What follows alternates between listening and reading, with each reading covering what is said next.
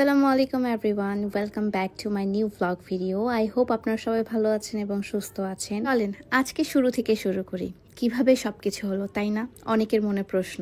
বলবো, সব কিছুই বলবো। তার আগে আমার হাজব্যান্ডকে দেখাই। আসলে শুরু থেকেই আমরা লং ডিস্টেন্সে ছিলাম। সে আসার কিছুদিন আগ থেকেই কিন্তু প্যাকিং শুরু করেছিল এবং আমার জন্য কি কি কিনেছিল এবং সেগুলো আমাকে দেওয়ার জন্য সে খুবই এক্সাইটেড ছিল। এবং কার জন্য কি কিনেছে সব কিছু কিন্তু আমার কাছ থেকে পারমিশন নিয়ে নিয়ে কিনেছিল। তার সাথে কিভাবে পরিচয় সব কিছু আমি না হয় বলবো কোনো এক ব্লগে। এখন দেখাই আমাদের আর্টস অফ পিয়াতে নতুন প্রোডাক্ট, সেটা হচ্ছে নতুন স্ক্রাবার। আমাদের আর্টস অফ পিয়াতে নতুন ফেস স্ক্রাবার হতে যাচ্ছে এবং এই স্ক্রাবটা বলবো যে ওয়ার্ল্ড বেস্ট স্ক্রাবার হতে যাচ্ছে। কিভাবে কি প্রসেসিং সেটা না হয় পরবর্তী ব্লগে দেখাবো। ঈদের ছুটিতে দিনাজপুরে গিয়েছিলাম এবং দিনাজপুর থেকে আমি চলে আসছিলাম ঢাকায়।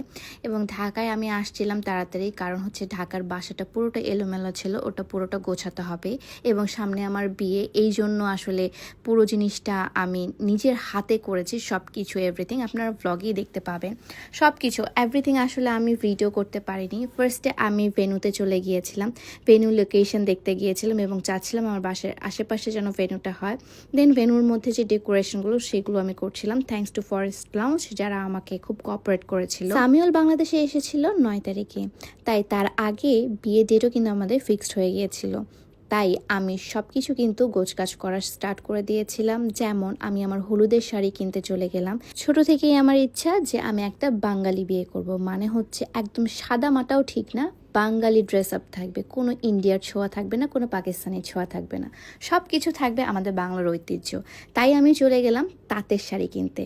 তাঁতের শাড়ি, মণিপুরি শাড়ি, এই শাড়িগুলো আমি আমার হলুদে পরতে চেয়েছিলাম। দেখে আমার হলুদের শাড়িটা দেখায়, এটা হচ্ছে আমি সিলেক্ট করেছিলাম। পরবর্তীতে কোন শাড়ি পরেছি এবং হলুদের অনুষ্ঠানটা কি হয়েছে এটার জন্য পরবর্তী ব্লগগুলো দেখতে হবে। আমি প্রতিটি ব্লগে কিন্তু আপনাদের জন্য আপলোড করে দেব। তো আমি ফাইনালি এই তাঁতের শাড়িটি সিলেক্ট করে ফেললাম এবং তাঁতের শাড়িটি আমার অসম্ভব সুন্দর লেগেছে এবং হলুদের দিন এটা অদ্ভুত রকমের সুন্দর লাগছিল আমার নিজেকে দেখে নিজেরই খুবই ভালো লাগছিল। দেন আবার আমরা ফরেস্ট লঞ্চে গিয়ে আমাদের ডেকোরেশনগুলো ফিক্সড করি এবং ডেকোরেশনে আরও অনেক চেঞ্জেস আনি, আমাদের স্টেজে অনেক চেঞ্জেস আনি। তারপর আমরা চলে যাই একটু ফুড খেতে এবং খুবই ক্ষুধা লেগেছিল ও দিন, কারণ হচ্ছে আমরা অনেকগুলো শপিং করেছিলাম সেই দিন। কিছুর পরে একটু মুখ মিঠা তো বানতে হয়, রাইট? একটু কেক না খেলে তো আসলে আমার পেটের ভাত হজমই হয় না। আমি কেক লাভার অনেক বেশি, স্পেশালি চকলেট কেক লাভার, এবং চকলেট উইথ ব্রাউনি তো আরও বেশি মজার। তারপর আসে আমি আমার হাজব্যান্ডকে দেখাচ্ছিলাম যে আমার মেহেন্দি জুয়েলারিটা, এটা আমি মেহেন্দিতে পরবো, ওটা আমি ওকে দেখাচ্ছিলাম এবং ওকে বলছিলাম যে কেমন লাগছে আমাকে বলো। সে বলছে অনেক সুন্দর লাগছে, তোমাকে মানাবে। এর পরের দিন যাই আমি আমার বিয়ের শাড়ি কিনতে। ইয়েস, আপনারা ঠিকই ধরেছেন, আমি চলে যাই আমি আমার বিয়ের শাড়ি কিনতে।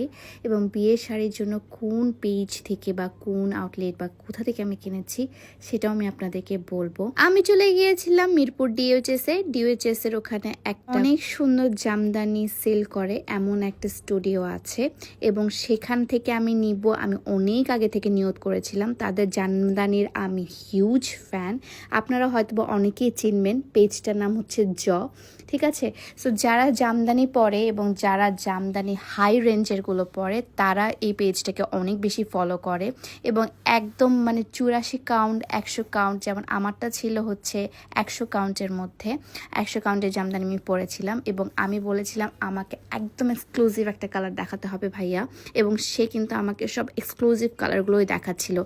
এত ক্লাসিক কিছু কালেকশন দেখাচ্ছিল, যেমন এটাও আমার অনেক বেশি পছন্দ হয়েছিল। বাট এই কালার কম্বিনেশনটা আমি পরতে পচে গিয়েছি এবং এই কালার কম্বিনেশন সবাই সবার বিয়েতে পরে, সো আমি ওই কালার কম্বিনেশনটা বাদ দিয়েছি। তারপর আসছিলাম আমি গোল্ডেন কালারের মধ্যে, বাট গোল্ডেন কালার এবং রেড কালারের মধ্যেও আমি অনেক পরেছি। আর ভাইরে ভাই, এই জামদানিগুলোর যে কি সুন্দর, মানে আপনাদেরকে আমি বলে বোঝাতে পারবো না। তাদের মানে লোয়েস্ট জামদানির রেঞ্জই মনে হয় 16,000 টাকা থেকে শুরু হয়।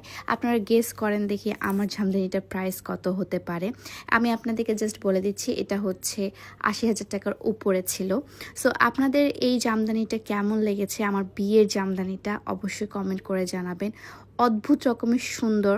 এবং আমাদের দেশের ট্রেডিশন হচ্ছে জামদানি। জামদানি আমাদের বাইরের দেশ পর্যন্ত সেল হয় অনেক টাকা দিয়ে, এবং আমাদের বাংলাদেশের মানুষরা আমরা জামদানিকে খুবই লো কোয়ালিটি মনে করি। বাট যারা জামদানি একবার দেখেছে এবং জামদানি সম্পর্কে জানে, তারাই জানে জামদানি কতটা পরিমাণে ঐতিহ্যবাহী একটা জিনিস। সো আমি জামদানিটাই সেজন্য সিলেক্ট করে ফেলেছিলাম আমার বিয়ের জন্য। তারপর আমি একটা মসলিন শাড়ি নিয়েছিলাম তাদেরই পেজ থেকে। সো আমি মোট এখানে হচ্ছে 4টা শাড়ি নিয়েছিলাম। 4টা শাড়ি আমার একদম মন মতো হয়েছিল, আম্মুর জন্য, আপুর জন্য, আমার জন্য, এবং হচ্ছে আমার রিসেপশন বা যেটাই বলেন না কেন। আমি একটা রেড কালারের মসলিন শাড়ি নিয়েছিলাম। এই মফ পিঙ্কটা হচ্ছে আম্মুর জন্য। বাই দ্য ওয়ে, এই সবগুলো শাড়ি কিন্তু হচ্ছে সামিউল আমাদেরকে দিয়েছিল, এবং এই কালারটা হচ্ছে আমার বোন পরেছিল। আপনারা অলরেডি আমার ব্লগে না হোক ছোট ছোট ক্লিপে দেখে ফেলেছেন আমার বোন কোন শাড়িটা পরেছিল। দেন সেই দিনটা চলেই এলো যেদিন আমি তাকে প্রায় 2 বছর পর দেখব। প্রায় 2 বছর পর আমি দেখব।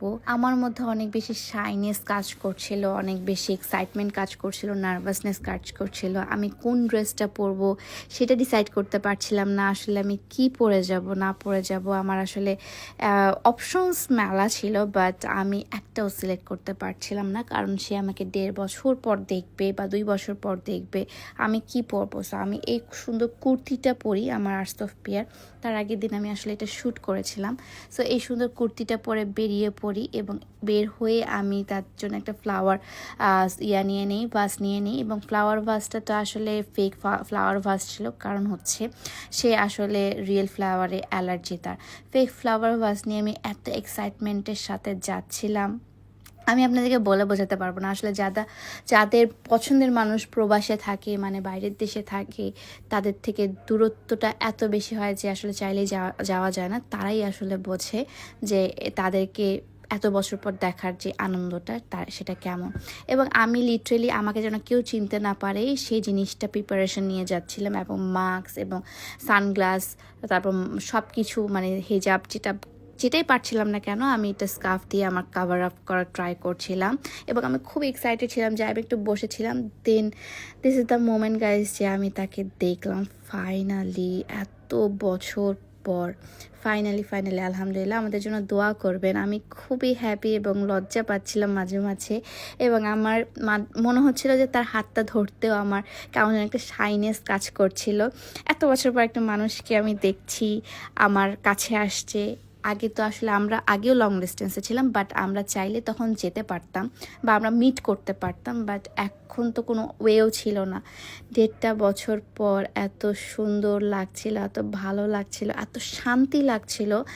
আমি আমি কিভাবে ভাষায় প্রকাশ করব আমি জানি না। অনেকেই এই ফিলিংসটা জানেন আপনারা। এবং সামিউলের কথা এক্সট্রাভাবে বলার কিছু নাই, কারণ সে আমার থেকে অনেক দূরে ছিল, বাট কখনোই সে আমাকে এটা ফিল হতে দেয়নি যে সে আমার থেকে দূরে। বা সব সময় সে আমাকে ভিডিও কল দিত, সব সময় আমরা কথা বলতাম, সব সময় আমাদের মধ্যে চ্যাটিং, মানে আমরা কমিউনিকেশনটা আমাদের মধ্যে এমন ছিল যে আমাদের মধ্যে এটা কখনো ফিল হয়নি যে আমরা এত লং ডিস্টেন্সে বা আমরা এত দূর আছি। মাঝে মাঝে অনেক মিস করতাম, তখন কান্নাকাটি করতাম। সো এটা আসলে যারা লং ডিস্টেন্স রিলেশনশিপে আছে তারাই জানে যে এটার ফিলিংসটা কেমন। আপনারা কারা কারা এরকম ফিলিংস পেয়েছেন বা পাচ্ছেন অবশ্যই কমেন্ট করে জানাবেন। আমি বাসায় এসে তাকে দেখে আমার একদমই কান্না পাচ্ছিল না, কারণ খুবই খুশি ছিলাম আমি তাকে দেখে। বাট বাসায় আসার পর আমি অনেক ইমোশনাল হয়ে গিয়েছিলাম, এবং আমি ব্লগটা এডিট করার সময়ও আসলে আমি অনেক ইমোশনাল হয়ে গিয়েছি। এইভাবেই আমি আজকের ব্লগটা শেষ করছি। নেক্সট ব্লগগুলো আরও ইন্টারেস্টিং আসছে, কারণ নেক্সট ব্লগে আরও অনেক শপিং ব্লগ থাকছে। কোথা থেকে আমি জুয়েলারি কিনেছি, কোথা থেকে শেরওয়ানি, কোথা থেকে শাড়ি, সব কিছুই আসলে আমি আপনাকে নেক্সট ব্লগের মাধ্যমে জানাবো। Till then tata bye bye, সবাই ভালো থাকবেন, সুস্থ থাকবেন, আল্লাহ হাফেজ। দেখা হচ্ছে নেক্সট ব্লগে, বাই।